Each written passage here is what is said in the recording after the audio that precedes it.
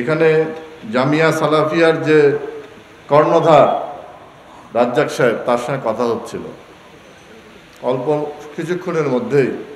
তিনি বললেন যে গ্রামে গ্রামে আমরা মক্তবগুলো চালু করতে চাই। আমরা যখন ছোট ছিলাম তখন কিন্তু এই প্রথম আরবি শিক্ষাটা মক্তবই আমরা শিখেছি। এখন কিন্তু মক্তব নাই, মক্তবগুলো বন্ধ হয়ে গেছে। এখানেই কিন্তু প্রাথমিক, যেমন প্রাথমিক শিক্ষা ব্যবস্থা যেমন প্রাইমারি স্কুলে হয়, ধর্মীয় শিক্ষাটা কিন্তু মক্তবেই হয়। তো তিনি বললেন যে আমি সারা বাংলাদেশে মক্তবগুলো চালু করতে চাই। এটা একটা ভালো উদ্যোগ এবং ইতিমধ্যেই আমরা তার বড় সন্তান, তিনি সৌদি আরব থেকে তিনি উচ্চতর যে ডিগ্রি নিয়েছেন এবং ইসলামিক বিষয়ে লেখাপড়া করছেন, গবেষণা করছেন। তার কাছে আমরা শুনলাম যে কি কি ধরনের সামনের লক্ষ্য এবং উদ্দেশ্য নিয়ে জামিয়া সালাফিয়া তারা এগিয়ে যাচ্ছে। অনুষ্ঠানের সম্মানিত প্রধান অতিথি বাংলাদেশ সরকারের মাননীয় নৌ পরিবহন প্রতিমন্ত্রী জনাব খালেদ মাহমুদ চৌধুরী, আমি জনাবকে তার আলোচনা পেশ করার জন্য অনুরোধ করছি। ফালিয়াতাফাদ্দাল মাশকুরা।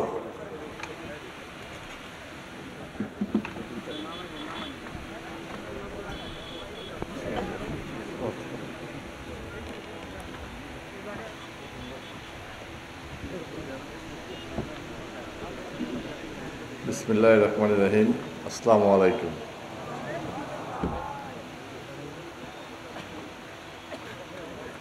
আজকে অত্যন্ত একটা পবিত্র দিন।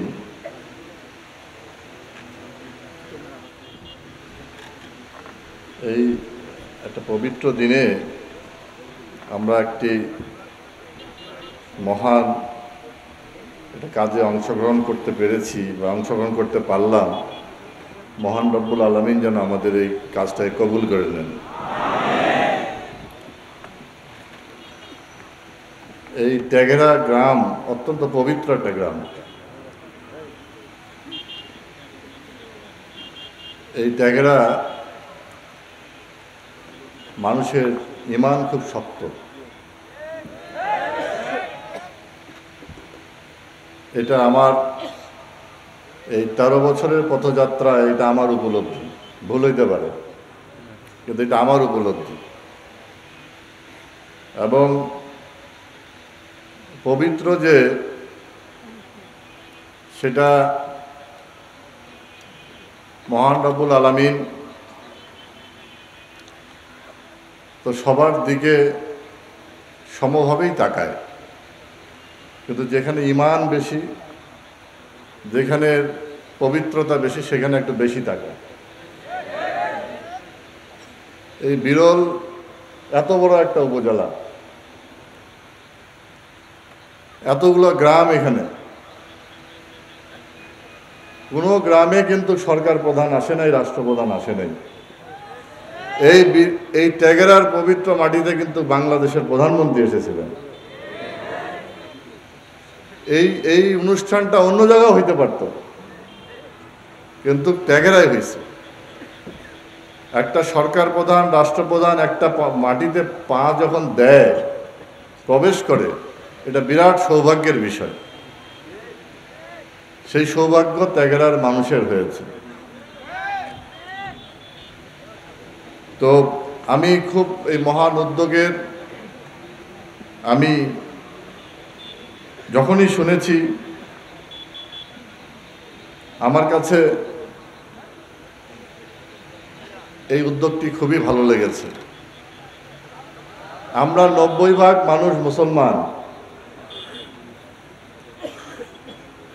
কিন্তু আমরা ধর্মটাকে কতটুকু জানি আমরা জানি না। সেইভাবে ধর্মটাকে জানা এখনো বিস্তৃত হয় নাই।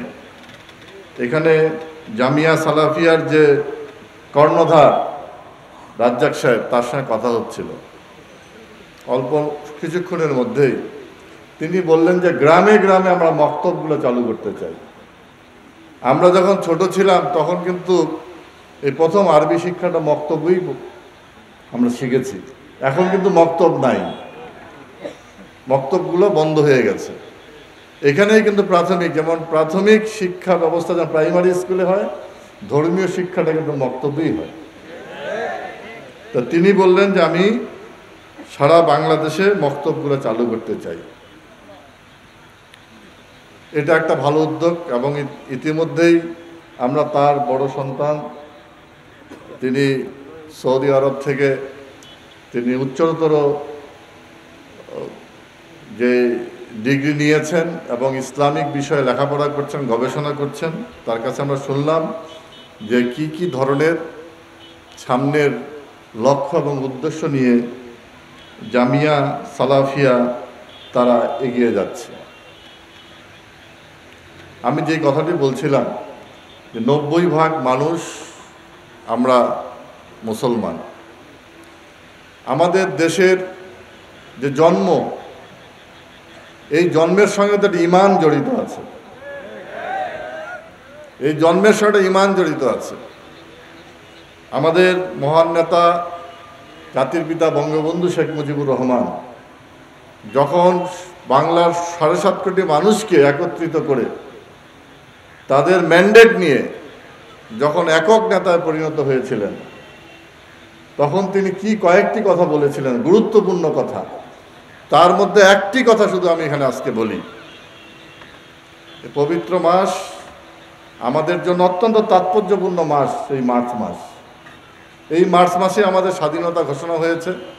এই মার্চ মাসে আমাদের জাতির পিতার জন্ম 17ই মার্চ। এই মার্চ মাসেই তিনি সেই গুরুত্বপূর্ণ কথাটা বলেছিলেন, রক্ত যখন দিয়েছি রক্ত আরো দেব, এদেশের মানুষকে মুক্ত করে ছাড়বো ইনশাআল্লাহ। তিনি কিন্তু আল্লাহর উপরে বিশ্বাস রেখেই কিন্তু তিনি এই শপথটা নিয়েছিলেন এবং তার যে ঈমান ঠিক ছিল, বাংলার মানুষের যে ঈমান ঠিক ছিল, তার প্রমাণ হচ্ছে 9 মাসের মুক্তিযুদ্ধ। 30 লক্ষ মানুষ, এত অল্প সময়ে কোনো দেশের স্বাধীনতার জন্য এত মানুষ জীবন দেয় নাই পৃথিবীতে। 30 লক্ষ শহীদের রক্তের বিনিময়ে আমাদের এই অর্জিত স্বাধীনতা, এটা ঈমান ছিল বলেই কিন্তু। আর এই আমাদের পবিত্র ধর্ম ইসলাম বলে আগে ঈমান ঠিক করো।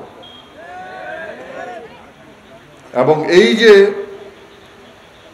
আমাদের মহান নেতা, তিনি কিন্তু অনুভব করেছিলেন যে তিনি 90% মুসলমান।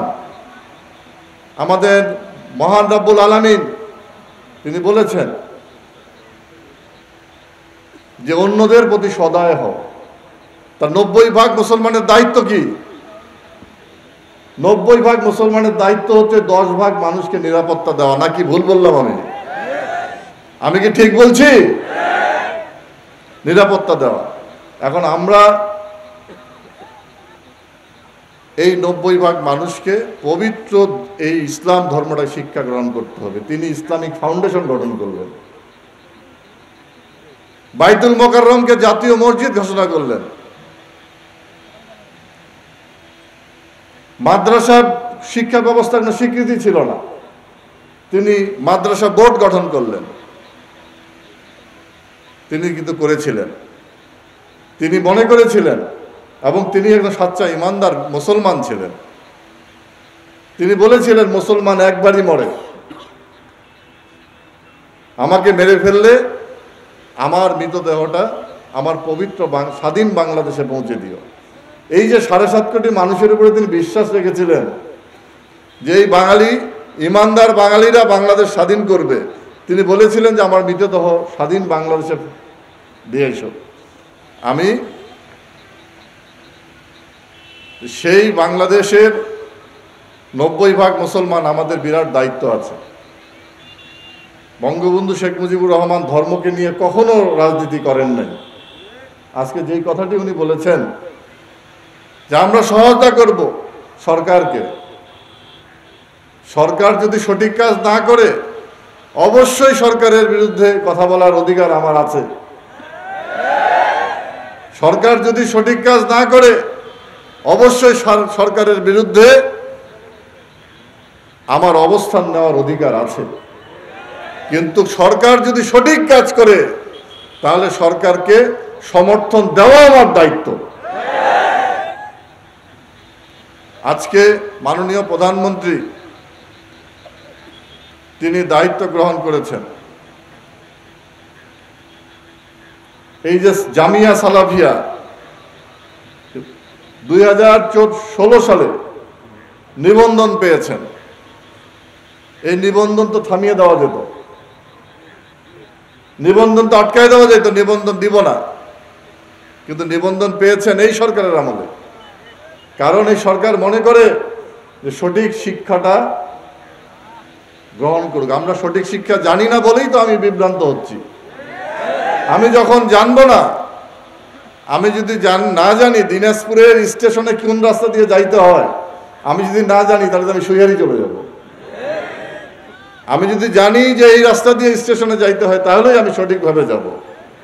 কাজে ইসলামটাকে যখন আমি জানতে পারবো না তখনই আপনি আমাকে বিভ্রান্ত করতে পারবেন। আমি যদি জানতে পারি তাহলে কেউ করতে পারবে না। আমাদের এই দুর্বল জায়গাটায় জামিয়া সালাফিয়া হাত দিয়েছে। এই দুর্বল জায়গাটা আমাদের শক্ত করতে হবে। আমি কথা বলাবো না। আমাদের মাননীয় প্রধানমন্ত্রী তাহাজ্জুদের নামাজ পড়েন, কোরআন তেলাওয়াত করে দিনের কাজ শুরু করেন, 5 ওয়াক্ত নামাজ পড়েন, পবিত্র হজব্রত পালন করেছেন অসংখ্যবার, তিনি ওমরা পালন করেছেন। এবং আমি আমার জীবনে কখনো শুনি নাই যে তিনি কখনো কোনো ধর্মকে কটাক্ষ করে কথা বলেছেন, সেটা যেই ধর্ম হোক না কেন। আমাদের মহানবী হযরত মুহাম্মদ সাল্লাল্লাহু আলাইহি সাল্লাম তিনি কি বলেছিলেন? মানবতার উপরে কোনো ধর্ম নাই। যেই কথাটা আমি বলছিলাম যে আমাদের 90% মানুষের দায়িত্ব, বাকি 10% মানুষের নিরাপত্তা দেওয়া। আমরা সেই কাজটা করতে চাই। এবং বাংলাদেশে একমাত্র দেশ, এখানে কিন্তু আমাদের কোনো ধর্মীয় বিদ্বেষ নাই। যারা ছড়ায় তারা কিন্তু আমাদের সঠিক ইসলামটাকে জানে না। ইসলাম শান্তির ধর্ম। হ্যাঁ, ইসলাম যখন আক্রমণ হবে তখন তো আমরা বসে থাকবো না, কিন্তু ইসলাম সবসময় শান্তির কথাই বলেছে। আমি বক্তব্য বাড়াবো না, শুধু একটি কথা বলেই আমার বক্তব্য শেষ করব। যা কিছু করছি এটার মূল লক্ষ্যটা কি? মুক্তি। আমরা তো মুক্তির জন্য এই কাজগুলো করছি, তাই না? আমাদের মহান রব্বুল আলামিন আমাদেরকে এই বিশ্বে পাঠিয়েছেন কেন? পরীক্ষা করার জন্য। এবং সেই পরীক্ষায় আমরা উত্তীর্ণ হতে চাই। আমাদের হযরত মুহাম্মদ সাল্লাল্লাহু আলাইহি সাল্লাম, তাকে সাহাবীরা জিজ্ঞাসা করছে, হে রাসূলুল্লাহ, আমাদের মুক্তির পথ কি? তিনি বলছেন যে মুক্তির পথ হচ্ছে 3টা। একটা হচ্ছে আমাদের জিহ্বাটাকে সংযত করতে হবে, যত কম কথা বলা যায়, যত কথা বলার ক্ষেত্রে সাবধানী হওয়া যায়, জিহ্বাটাকে সংযত করো। 2 নম্বর হচ্ছে প্রয়োজন যদি না থাকে অযথা ঘোরাফেরা করার দরকার নাই, ঘরের মধ্যে থাকো, নিরাপদ জায়গায় থাকো। আর 3 নম্বর হচ্ছে জানা অজানার মধ্যে যা কিছু ভুল করেছি এই ভুলগুলোর জন্য ক্ষমা প্রার্থনা করো, তাহলেই মুক্তি আসতে পারে। আমি আশা করি জামিয়া সালাফিয়া বিশাল একটা পদক্ষেপ নিয়ে এগিয়ে যাচ্ছে, আমাদের নিশ্চয়ই মুক্তি আসবে। আপনারা সকলেই ভালো থাকেন। আসসালামু আলাইকুম।